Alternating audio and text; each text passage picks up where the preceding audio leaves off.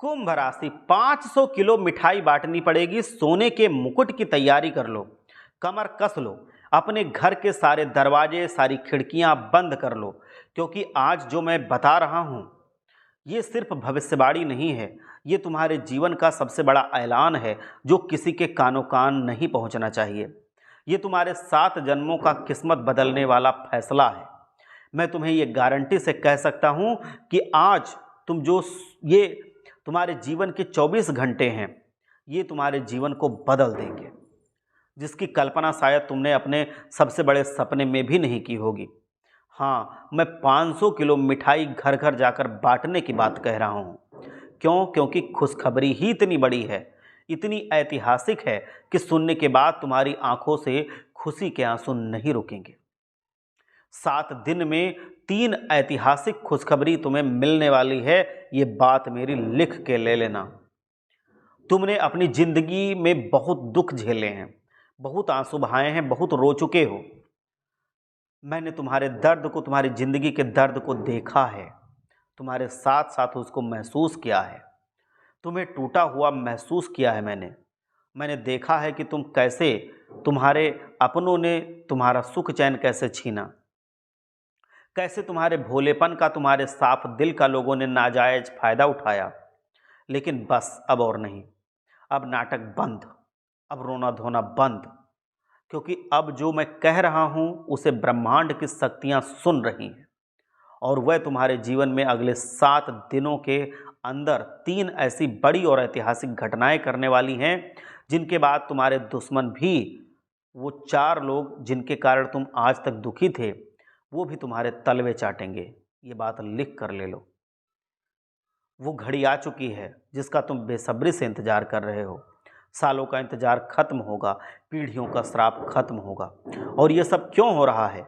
क्योंकि इस समय 2 सबसे बड़ी शक्तियां, शनिदेव जी महाराज और राहु देव जी, तुम्हारे ऊपर मेहरबान हो चुके हैं। ये दोनों ग्रह, ये वही ग्रह हैं जिनके नाम से लोगों को डर लगता है, लेकिन जब ये किसी पर मेहरबान होते हैं तो उसे राजा भी बना देते हैं।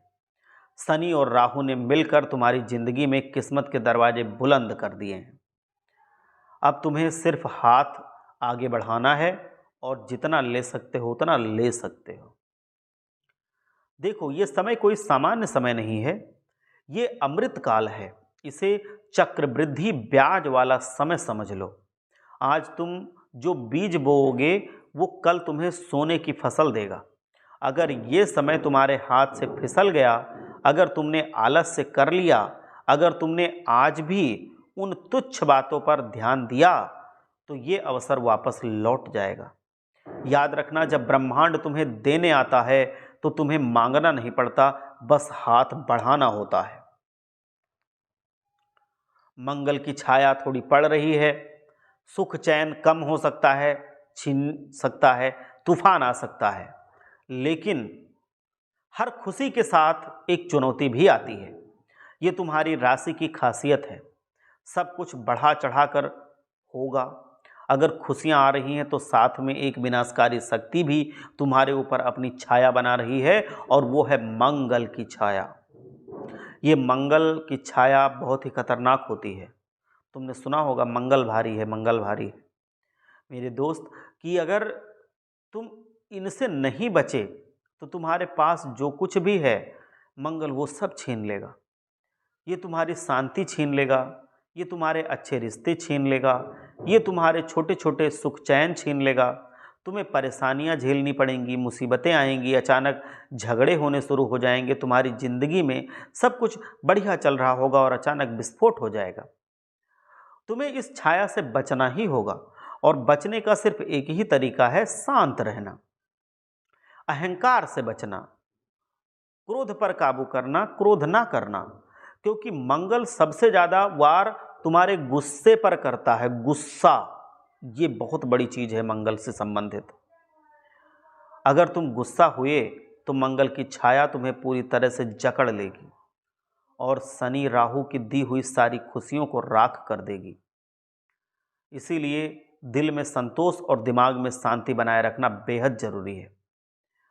अब मेरी एक अनमोल बात गांठ बांध लो, अपनी जिंदगी का मूल मंत्र बना लो इसको।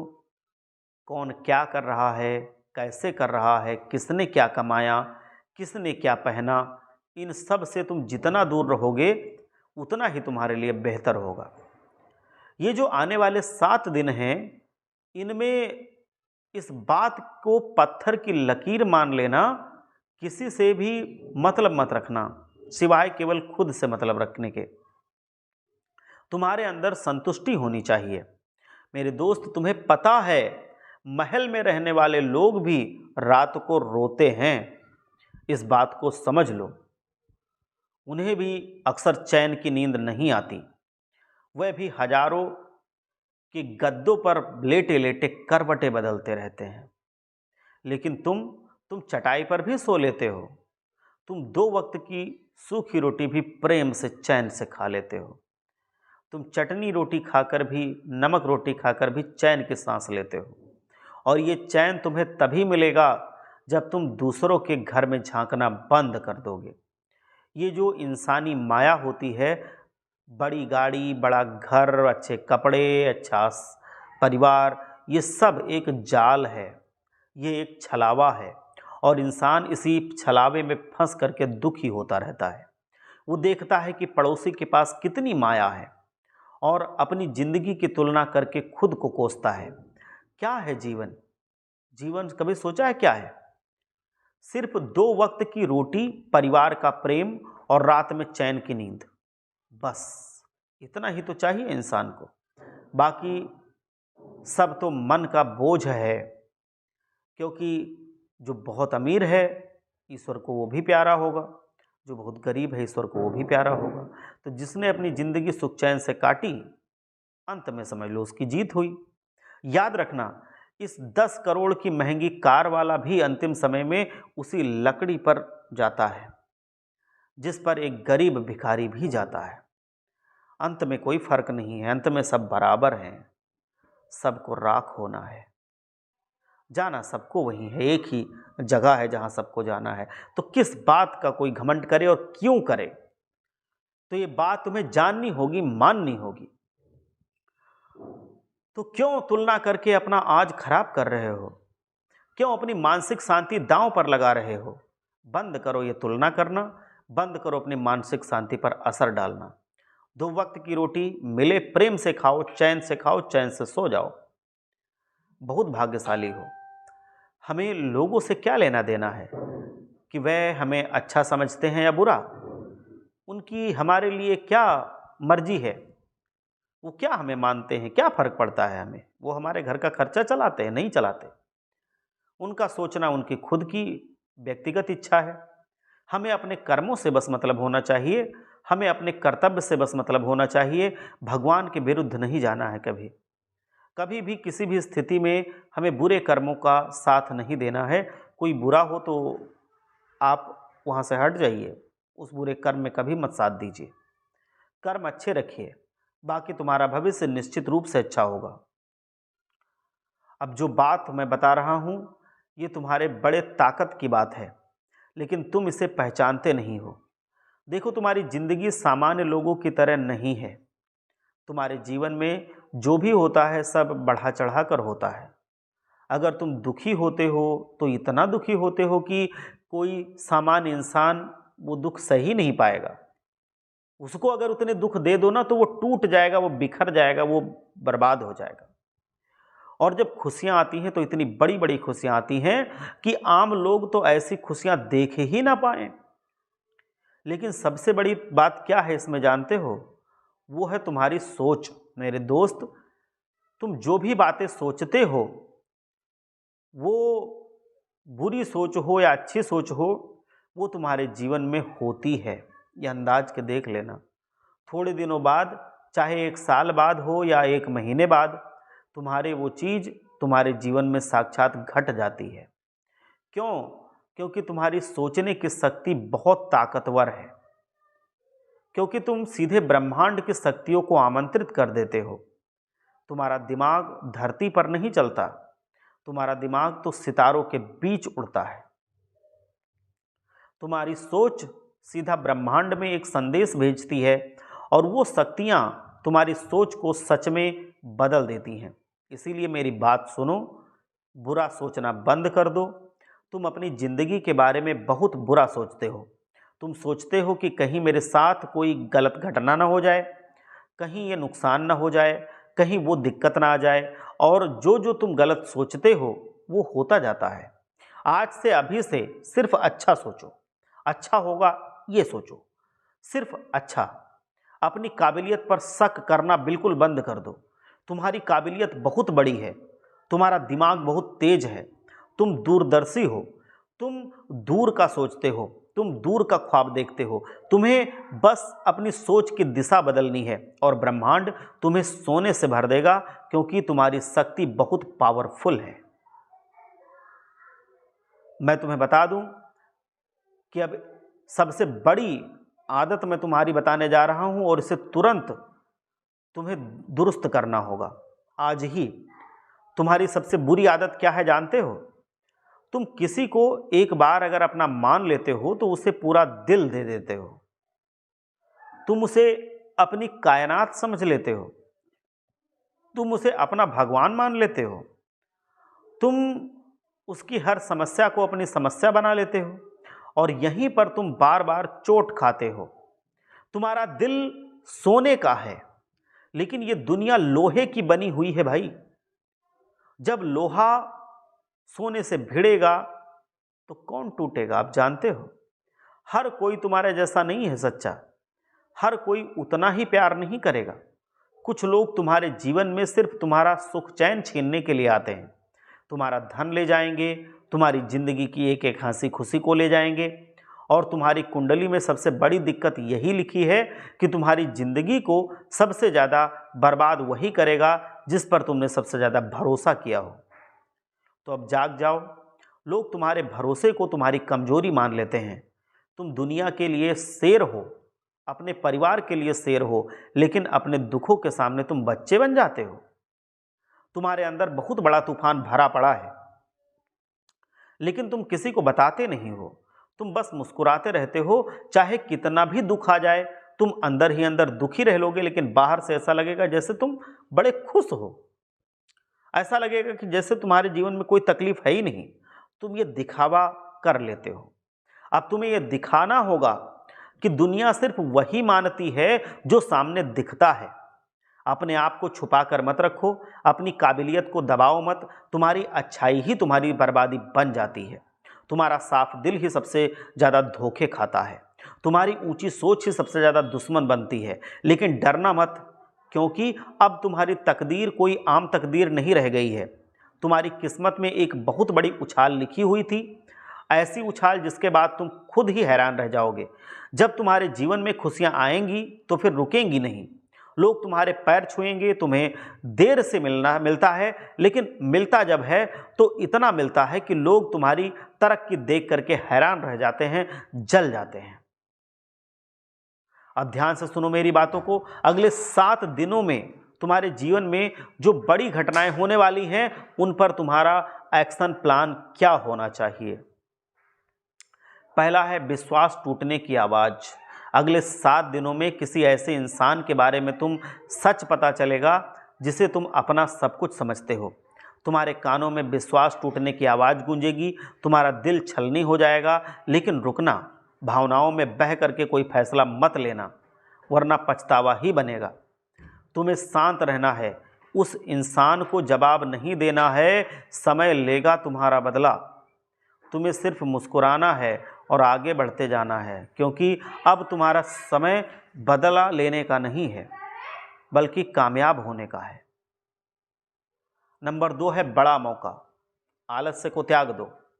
एक बड़ा मौका अचानक से तुम्हारे हाथ में लगने वाला है। अचानक ये मौका तुम्हारी किस्मत की दिशा को बदल देगा। बस इनकार मत कर देना, इसे हल्के में मत ले लेना। ये मौका तुम्हें चल करके मिलेगा, तुम्हें बस तैयार रहना है। तुम इस समय बहुत आलस्य में जी रहे हो, आलस्य करना बंद कर दो। जितना हो सके अपने काम धंधों पर ध्यान दो। हर एक छोटी छोटी बात पर लड़ाई झगड़े करना बंद कर दो। तुम्हारा ध्यान होना चाहिए अपनी सफलता पर, अपनी सुरक्षा पर। कोई भी आके कुछ कहे उस पर भी ध्यान दो।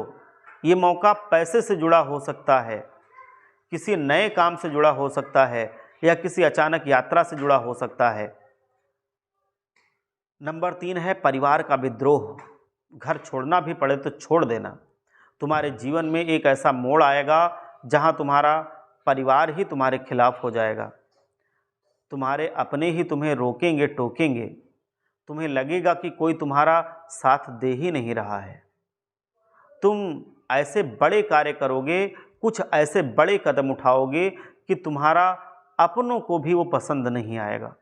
लेकिन मेरी बात सुन लो, किसी की भी मत सुनना, करना अपने मन की, अपने दिल की। तुम्हें अपने भविष्य के लिए कुछ बड़े कदम उठाने पड़ेंगे। तुम्हारे सपने लाखों के नहीं, करोड़ों के हैं। तुम्हारा जीवन दाल रोटी में नहीं कटने वाला। बड़े सपनों के लिए बड़ी कीमत चुकानी पड़ेगी। अगर तुम्हें अपना घर भी छोड़ना पड़े तो छोड़ देना। अगर तुम्हें अपने अपनों को भी छोड़ना पड़े तो छोड़ देना, कोई दिक्कत नहीं। जब तुम कामयाब हो जाओगे तो वह सब खुद तुम्हारे साथ आके जुड़ जाएंगे। वह वापस तुम्हारे पास लौट करके आ जाएंगे। जो आज तुम्हें गद्दार कहेंगे वही कल तुम्हारा गुणगान भी करेंगे। बस तुम्हें पीछे नहीं हटना है, क्योंकि अपनी काबिलियत तो तुम ही जानते हो। तुम्हें पता है कि तुम ऐसे बड़े काम कर सकते हो, क्योंकि तुमने अक्सर अपने मन की नहीं सुनी है, तुमने लोगों की सुनी है। और कोई नहीं चाहता कि तुम जीवन में आगे बढ़ जाओ या बहुत आगे बढ़ जाओ, ये तो कोई नहीं चाहता। इसीलिए अब उठ जाओ, ये समय कुछ बड़ा करने का है। लोगों की चिंता करना बंद करो। जहां हो उससे भी नीचे चले जाओगे अगर उनकी राय में उलझे रहोगे तो। नंबर 4 है रुका हुआ धन मिलेगा और दिमाग तुम्हारा बहुत तेज हो जाएगा। दोस्तों, अचानक से इन दिनों पैसों का लाभ देखने को मिलेगा। तुम्हारा कोई पुराना रुका हुआ काम जो था वो पूरा हो जाएगा। कहीं तुमने पहले अगर मेहनत की थी तो उसका पैसा अब तुम्हें मिलना शुरू हो जाएगा, वो अब तुम्हें वापस मिलेगा। तुम्हारा दिमाग बहुत तेज चलेगा, इतना तेज चलेगा जैसे पहले कभी चला ही नहीं। जो फैसले अब तुम लोगे वो तुम्हारी भलाई के लिए बहुत ज़्यादा वो होंगे, तुम्हारी भलाई करके जाएंगे। तुम्हें बस उसे स्वीकार करना होगा। जब जीवन में कुछ बड़ा होने वाला होता है तो आपस की नकारात्मक ऊर्जा रोकने की कोशिश करती है। संकट आने लगते हैं, लोग तरह तरह की बातें बनाने लगते हैं। ये सब आएगा, इससे तुम्हें डगमगाना नहीं है। तुम्हारा ध्यान तुम्हारी सफलता पर, तुम्हारे लक्ष्य पर होना चाहिए। तुम खूब रोए हो, मुझे पता है। तुम्हारा सुख चैन अपनों ने छीना था, मौके तुम्हारे हाथ में आए थे, लेकिन लोगों के चक्रव्यूह में तुम फंसे रहे और मौके सारे के सारे हाथ से चले गए। लेकिन आज वो सब वापस से मौका आएगा। बार बार ये मौका नहीं आएगा, अब आने वाला है। अब एक छोटी सी बात तुम्हारी ज़िंदगी से जुड़ी हुई है, इसे सुनने के बाद ही तुम्हारी आंखें खुलेंगी, तुम्हारा दिमाग भी खुल जाएगा। लोग कहते हैं कि आदमी शहर से नहीं मरता, आदमी अपने तनाव से मरता है। एक बार एक राजा अपने राज्य का भ्रमण कर रहे थे। हाथी की सवारी थी। राजा का हाथी ताकत के नशे में बिल्कुल चूर था। राजा का हाथी मद माता था, जिसको कहते हैं, उसमें मद भरा हुआ था। हाथी ने ध्यान ही नहीं दिया, अपनी सूंड से एक मस्त फकीर का कटोरा गिरा दिया। फकीर को गुस्सा आ गया। उसने कहा, रुक, मैं तुम्हें बताता हूं। और उसने हाथी की पूंछ पकड़ ली। फकीर ने पूरी ताकत लगा दी, पर हाथी एक कदम भी आगे नहीं बढ़ सका। राजा ने पीछा मुड़कर देखा, वो चौंक गया। एक फकीर में इतनी ताकत कहां? राजा फकीर के पास गया और बोला, आपकी जगह फुटपाथ पर नहीं, आपकी जगह तो राज दरबार में होनी चाहिए। आप इतने ताकतवर जानवर को कैसे रोक सकते हैं? आपको कुछ नहीं करना, केवल राज दरबार के मंदिर में सुबह 4 बजे उठकर एक दीपक जलाना है और आरती करनी है, बस। फकीर ने सोचा, ठीक है, अच्छा खाने पीने को मिलेगा, और वो राज दरबार में चला गया। कुछ दिन बीते। दूसरे राज्य का राजा इस राजा से मिलने आया। राजा ने रोब जमाने के लिए बातों बातों में बोल दिया कि हमारे राज्य के फकीर इतने ताकतवर हैं कि एक बार हाथी को पकड़ करके रोक लिया था। दूसरे राजा ने कहा कि हमें तो दिखाओ, तब हम मानेंगे। राजा ने फकीर को बुलाया और कहा नाक का सवाल है, दिखा दो अपनी ताकत। फकीर ने कहा ठीक है, हाथी को बुलाओ। हाथी बुलाया गया। फकीर ने हाथी की पूंछ पकड़ी, मगर इस बार पासा पलट चुका था। हाथी फकीर को घसीटते हुए ले गया। राजा चकित हो गया। राजा ने पूछा, जब तुम फुटपाथ पर रहते थे, रूखा सूखा खाते थे, तब तुम में इतनी ताकत थी कि तुमने हाथी को रोक दिया था। अब तो तुम राज दरबार में रहते हो, 56 प्रकार के भोग खाते हो, फिर ताकत कहाँ खो गई? फकीर जोर से हंसा और बोला, राजा जी, ताकत तो टेंशन खा गई। पहले मुझे कोई टेंशन नहीं थी। चाहे जब उठूं मैं, कोई दिमाग में फिक्र नहीं थी हमारे।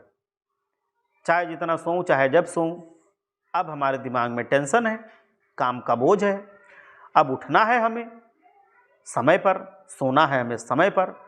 अब रात को सोता हूं तो टेंशन लेकर सोता हूं कि सुबह हमें 4 बजे से पहले जागना है, क्योंकि 4 बजे तो हमें दीपक जलाना है। ये जो टेंशन है, ये हमारी ताकत खा गई। तो इस कहानी से क्या शिक्षा मिलती है कि जीवन में चाहे छोटा कुछ काम करना हो, चाहे बड़ा, कभी भी किसी काम की टेंशन मत लेना। नहीं तो टेंशन लेने पर हमारी ताकत, हमारा दिमाग, हमारी पहुंच, हमारी सोच, हमारी सामर्थ्य, सब कुछ कम होने लगती है। हमें पता भी नहीं चलता, धीरे धीरे हम बर्बाद होने लगते हैं। तो टेंशन लेके कोई चीज़ नहीं करनी है, कुछ करो, हंसी खुशी करो। भगवान भोलेनाथ आप सबका कल्याण करें। एक बार सच्चे मन से जयकारा लगाइए। हर हर महादेव, जय भोलेनाथ, जय लक्ष्मी माता।